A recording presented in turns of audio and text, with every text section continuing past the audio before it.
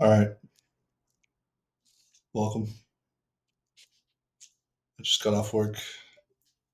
I did nothing the entire day. I sat at my desk and wrote and listened to music and listened to Steve Jobs and Peter Thiel versus David Graeber interviews, and then went to lunch at 2:45 and then fell asleep in a meeting for an hour, which was extremely embarrassing.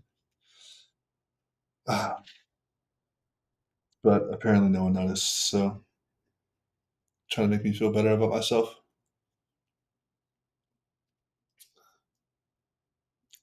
I only got like 4 hours of sleep last night, 3 hours of sleep last night, so I'm feeling the repercussions. And me making this channel might be a repercussion of me not sleeping, but you gotta start somewhere, and I want to do this. So I found something a little corny about addiction in the whole in the old binder that I wrote at my favorite spot to go by the river back home. Uh, and I was sitting with my buddy, and it was raining, so I was writing a little bit. And see if I can talk about it a little bit after or during it. I don't know. Um, so I hope the drops on this page wipe away everything I write. The rain could be purifying, and it really is. The leaves are submerged under the current, and I think I may envy that state. I enjoy having control, but the times I look back on and want to revert to are often the ones that I had no control. It's probably the lack of responsibilities or detachment from responsibility of all my actions. You forget outside perceptions from others when you give up or let the current take you under. It feels pretty good. Addiction is that way. Using your own will to disregard the habit forming, the bad habit forming. Manic episodes are like this too. I feel good making myself feel good no matter the outcome or repercussions in the moment when I'm manic or in an addictive state. Addiction and manic episodes echo the same truths for me. I'm scared of it sometimes, but truthfully, it's comfortable most times. That is not a good thing, but it's important to understand. The cycles repeat, but I perpetuate them because I enjoy the lack of control over the why. It feels so simple when you're in the throes of addiction. The cycles will break eventually, or so I believe. Company of others helps me see the way um, uh, the company of others helps me see the joy in others that my regular, non-addicted, non-manic self can bring, and I value that. The rain is smearing the words on this page, and I now think I may want to save them. Editor, insert the gonna flame emoji on that last line. Who did bro think he was? Um,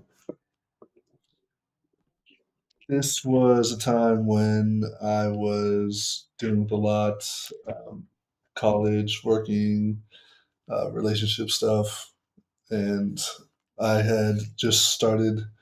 I'd started creeping towards a little bit of a alcohol, drug, um, nicotine relapse sort of deal where I had a really bad phase with it a few years ago, but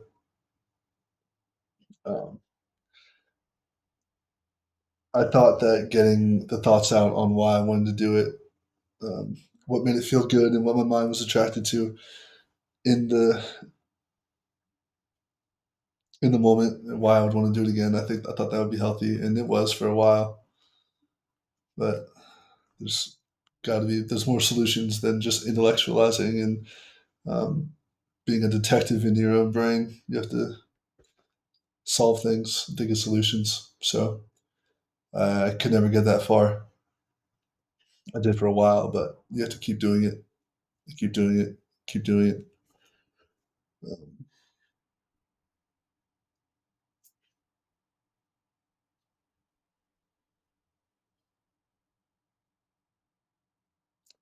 I do enjoy seeing the joy in others. I think making people laugh is a big thing I like to do, and especially when I'm trying to hide that I have other stuff going on, especially when I'm trying to hide the fact that I'm lying about something or um,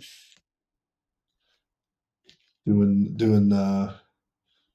having self-destructive habits when I'm not with people, when I'm alone. It helps when you can go around and you're not thinking about what people are thinking about you.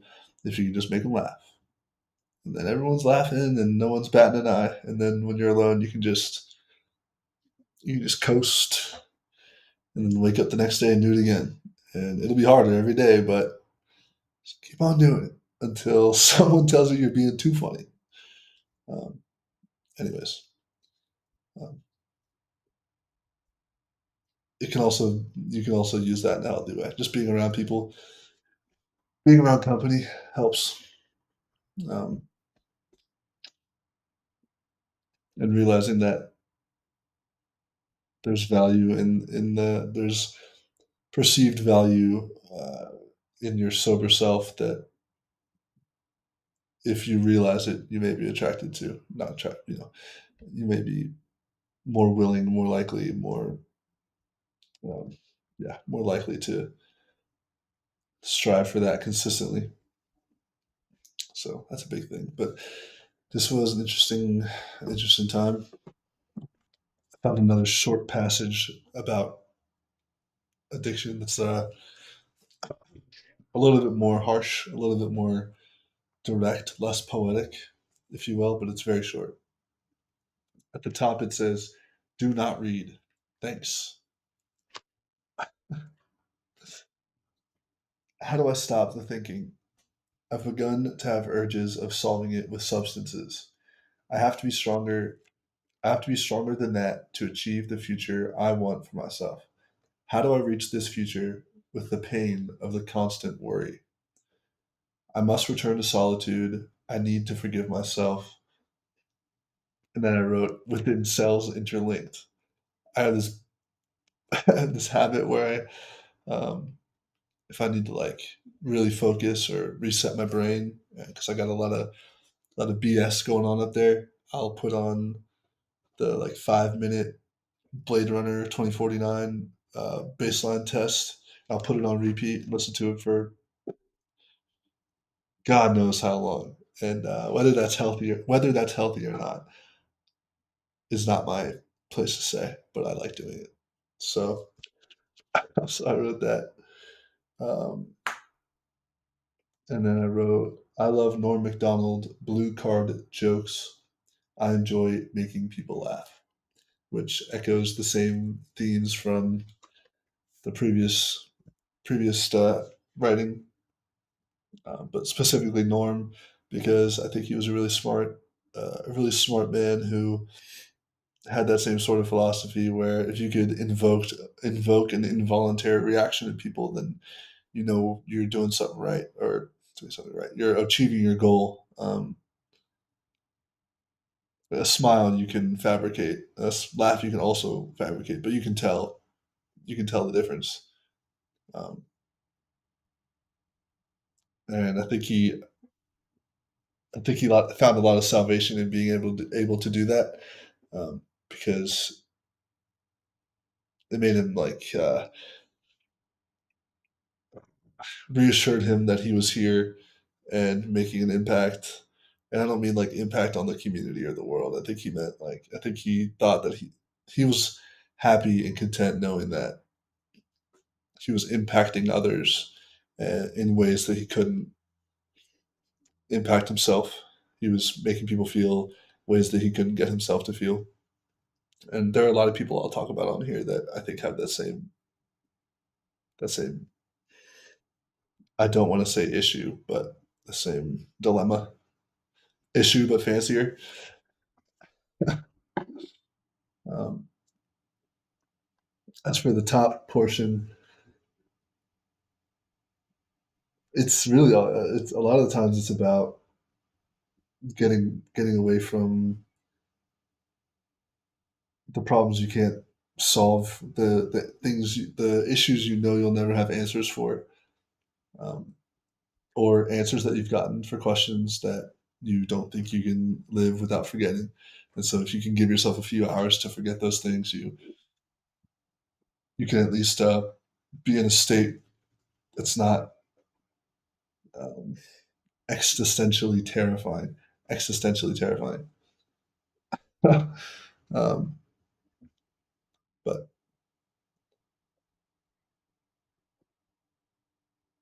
solitude is important, but I've really not been. I've been on the opposite of solitude during this time. I'm not sure exactly when it was, but um,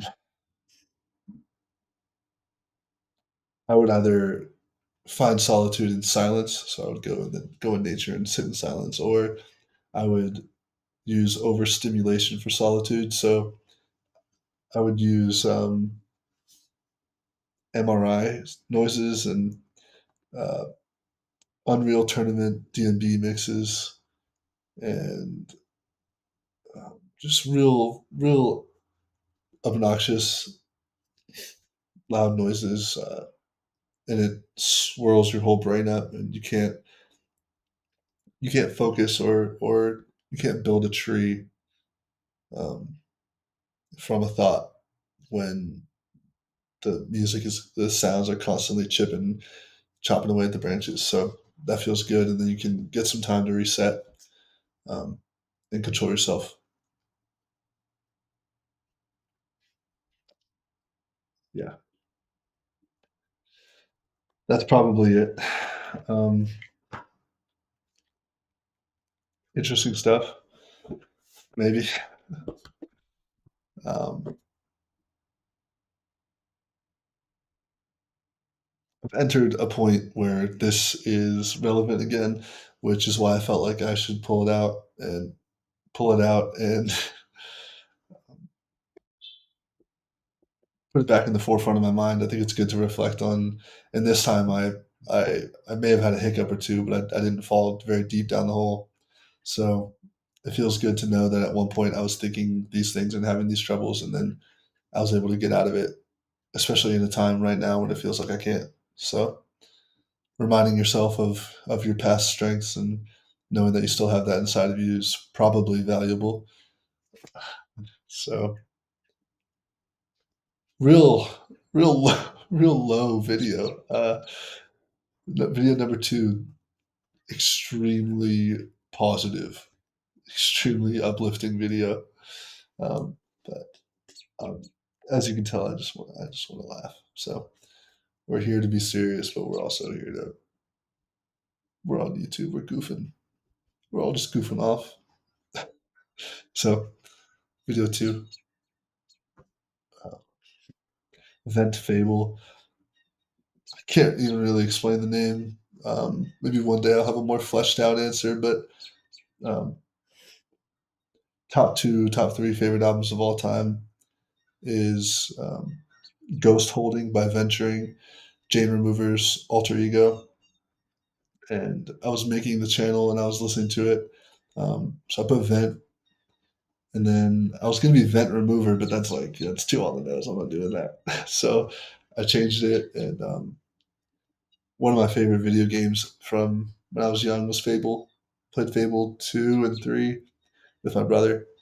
And so I was like on Pinterest and the cover came up for Fable. And so um, I was looking for another word to go with Vent. So Vent Fable, maybe not as fascinating as anybody was hoping for. If anybody was hoping to for me to have a fascinating name, but that's it. So come on back, come on back. I'll be here. I'll be here. Deuces.